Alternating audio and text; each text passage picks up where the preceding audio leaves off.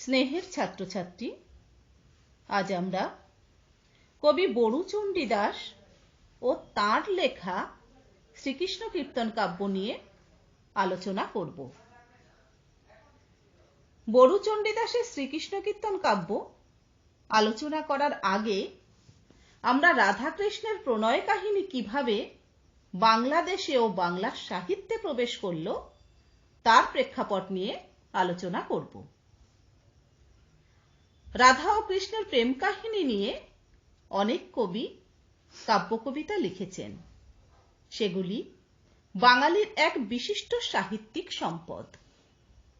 মধ্যযুগের আদি কবি বড়ুচণ্ডী দাসের শ্রীকৃষ্ণ কীর্তন কাব্যের মধ্যে দিয়ে বাংলা সাহিত্যে রাধাকৃষ্ণের প্রণয় কাহিনী বিস্তার লাভ করে।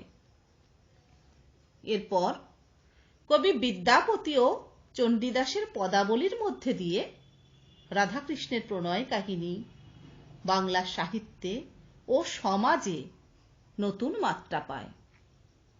আর শ্রীচৈতন্যের ভাবধারায় রাধাকৃষ্ণের প্রণয় কাহিনী বাংলার সমাজ ও সাহিত্যে নবজাগরণের সৃষ্টি করেছে। কৃষ্ণলীলার কাহিনী আমরা ভাগবত ও বিভিন্ন পুরাণ থেকে পাই।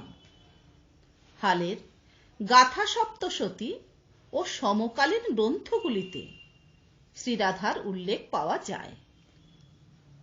পুরাণের কৃষ্ণ কাহিনী লোকজীবনের রসে সিক্ত হয়ে সর্বত্র ছড়িয়ে পড়েছে। শ্রীধর দাসের সদুক্তি কর্ণামৃত গ্রন্থের অমর প্রবাহ, সিঙ্গার প্রবাহ পর্যায়ে আমরা রাধাকৃষ্ণের প্রেমলীলার সঙ্গে পরিচিত হই। বাংলাদেশের খ্রিস্টীয় চতুর্থ শতক থেকে লিপি লিখনে কৃষ্ণ, বিষ্ণু, বাসুদেবের উল্লেখ পাওয়া যায়। পাহাড়পুর ধ্বংসাবশেষ থেকে রাধাকৃষ্ণ ও কৃষ্ণলীলা বিষয়ক অনেকগুলি নিদর্শন পাওয়া গেছে। পাল রাজারা বৌদ্ধ ধর্মাবলম্বী হলেও হিন্দু ধর্মের প্রতি তাদের যথেষ্ট অনুরাগ ও শ্রদ্ধা ছিল। সেন রাজারা বৈষ্ণব ধর্মের প্রতি অনুকূল ছিলেন। লক্ষণ সেনের সভাকবি জয়দেব গীতগোবিন্দ রচনা করে বৈষ্ণব ধর্মকে নতুন ঐতিহ্য দান করেন। কবি জয়দেবের গীতগোবিন্দ কাব্যের মূল প্রেরণা সদুক্তি কর্ণামৃত গ্রন্থটি। গ্রন্থটি সরল সংস্কৃতে লেখা, কিন্তু বাকভঙ্গি বাংলা ভাষার কাছাকাছি। এরপর বড়ুচণ্ডী দাসের শ্রীকৃষ্ণ কীর্তন কাব্য বিদ্যাপতি ও চণ্ডীদাসের পদাবলী রাধাকৃষ্ণের প্রণয় কাহিনীকে নতুন তাৎপর্য ও বৈচিত্র্যে প্রকাশ করেছে।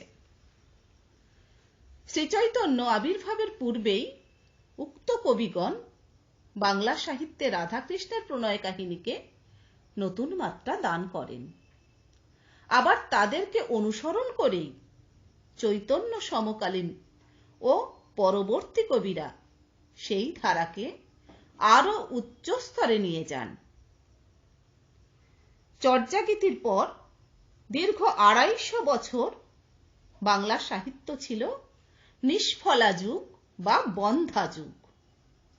ত্রয়োদশ ও চতুর্দশ শতাব্দীর মধ্যে রচিত কোনো গ্রন্থ পাওয়া যায়নি।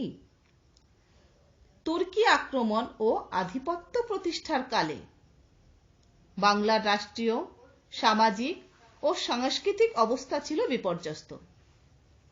এই সময়ে বাঙালির সাহিত্য রচনা সম্ভব ছিল না। আর যদিও বা কিছু রচিত হয়ে থাকে, তা আমাদের কাছে পৌঁছায়নি। শামসুদ্দিন ইলিয়াস শাহ স্বাধীন বাংলার পত্তন করলে সমাজ জীবনে শান্তি শৃঙ্খলা ফিরে আসে। আর এই পটভূমিতেই গড়ে উঠেছে শ্রীকৃষ্ণ কীর্তন কাব্য। শ্রীকৃষ্ণ কীর্তন কাব্যের রচয়িতা বড়ুচণ্ডী দাস। চর্যাপদ বাংলা ভাষার প্রাচীন নিদর্শন হলেও তার মধ্যে অপভ্রংশের প্রভাব বর্তমান। কিন্তু বড়ুচণ্ডী দাসের শ্রীকৃষ্ণ কীর্তনে বাংলা ভাষার বাকরীতি সুস্পষ্টভাবে প্রকাশ পেয়েছে। চর্যাপদের পর বাংলা ভাষার যে বিবর্তন ঘটেছে তার পরিচয় পাই শ্রীকৃষ্ণ কীর্তনে। কবি জয়দেবের পরবর্তী রাধাকৃষ্ণ বিষয়ক প্রণয় কাহিনীর বাংলা কাব্য রচয়িতা বড়ু চণ্ডীদাস। যদিও এই কাব্যের মধ্যে আধ্যাত্মিক আদর্শ অপেক্ষা নরনারীর জৈবিক তৃষ্ণা, কামনা বাসনার কথাই প্রাধান্য পেয়েছে, তবুও মানবিক আবেদনের দিক থেকে এই কাব্যটি বাংলা সাহিত্যে বিশিষ্ট স্থান লাভ করেছে। বাংলা সাহিত্যের জহুরি বসন্তরঞ্জন রায় বিদ্যাবল্লভ শ্রীকৃষ্ণ কীর্তনের পুঁথি আবিষ্কার করেন 1909 খ্রিস্টাব্দে। বাঁকুড়া জেলার বিষ্ণুপুরের কাকিল্লা গ্রাম নিবাসী শ্রীনিবাস আচার্যের দৌহিত্র বংশধর শ্রী দেবেন্দ্রনাথ মুখোপাধ্যায়ের গোয়ালঘরের মাচা থেকে। পরে 1916 খ্রিস্টাব্দে বসন্তরঞ্জন রায় বঙ্গীয় সাহিত্য পরিষদ থেকে গ্রন্থাকারে পুঁথিটিকে প্রকাশ করেন। তিনি গ্রন্থটির নাম দেন শ্রীকৃষ্ণ কীর্তন। গ্রন্থটির বিষয়বস্তু রাধাকৃষ্ণের প্রণয় লীলা। পুঁথিটির প্রথম, মধ্য ও শেষের দিকের কয়েকটি পৃষ্ঠা পাওয়া যায়নি, ফলে কাব্যের নাম ও কবি পরিচিতি অজ্ঞাত থেকে গেছে। বিষয়বস্তু কৃষ্ণলীলা বলেই আবিষ্কারক নাম দেন শ্রীকৃষ্ণ কীর্তন।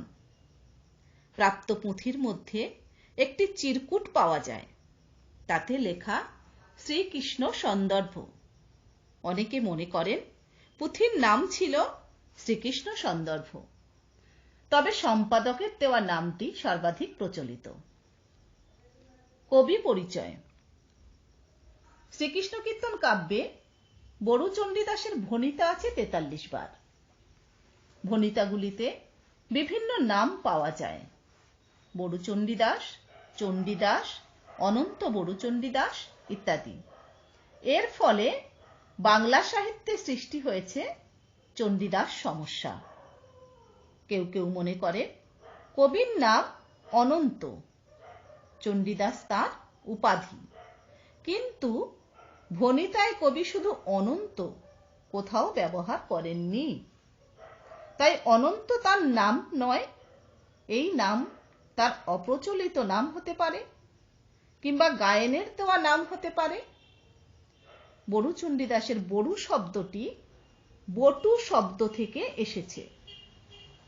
বটু শব্দের অর্থ ব্রাহ্মণ সন্তান, তাই বড়ু চণ্ডীদাস ব্রাহ্মণ সন্তান ছিলেন বলে অনেকের অনুমান। তিনি নিজে ভণিতায় বাসুলির সেবক বলে উল্লেখ করেছেন। এতেও সমস্যার সমাধান হয়নি, কারণ বড়ু চণ্ডীদাস ও পদাবলীর চণ্ডীদাসকে ঘিরে সমস্যার সৃষ্টি হয়েছে। যেহেতু শ্রীচৈতন্য চণ্ডীদাসের পদ আস্বাদন করতেন, সুতরাং চণ্ডীদাস সমস্যাই থেকে গেছে, তা আজও নিরসন হয়নি। কবির জন্মস্থান নিয়েও বিবাদ আছে, কারণ চণ্ডীদাসের আবির্ভাব স্থান বীরভূমের নান্নুর না বাঁকুড়ার ছাতনা, এ নিয়ে বিবাদ আছে। বাঁকুড়ার ছাতনাতেও বাসুলির মন্দির আছে। পুঁথির রচনাকাল।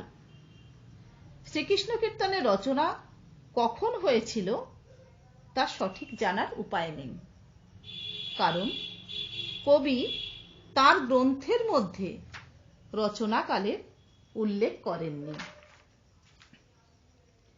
তাই পুঁথির রচনাকাল নিয়ে ভাষাতাত্ত্বিকদের মধ্যে মতভেদ আছে। ডক্টর সুনীতি কুমার চট্টোপাধ্যায়ের মতে শ্রীকৃষ্ণ কীর্তন কাব্যের রচনাকাল চৈতন্য পূর্ববর্তী কালে, এবং এটি আদি মধ্যযুগের প্রথম রচনা। তিনি চর্যাপদ থেকে শ্রীকৃষ্ণ কীর্তন পর্যন্ত বাংলা ভাষার ধ্বনিতত্ত্ব ও রূপতত্ত্ব আলোচনা করে এই সিদ্ধান্তে উপনীত হয়েছেন। তবে ডক্টর সুকুমার সেন ও ডক্টর সত্যনারায়ণ দাস এই ভাষার প্রাচীনত্ব স্বীকার করেন না। তবে বেশিরভাগ পণ্ডিতেরা মনে করেন শ্রীকৃষ্ণ কীর্তনের রচনাকাল প্রাক চৈতন্য যুগে। এর বিষয়বস্তু, অভিনবত্ব ও রসের প্রকৃতিও ভিন্ন। শ্রীকৃষ্ণ কীর্তনে প্রথমে শ্রীকৃষ্ণের পূর্বরাগ বর্ণিত হয়েছে, অন্যদিকে কৃষ্ণের ঐশ্বর্য লীলাকে প্রাধান্য দেওয়া হয়েছে। এসব বিচার করে আমরা বলতে পারি শ্রীকৃষ্ণ কীর্তন কাব্য প্রাক চৈতন্য যুগের।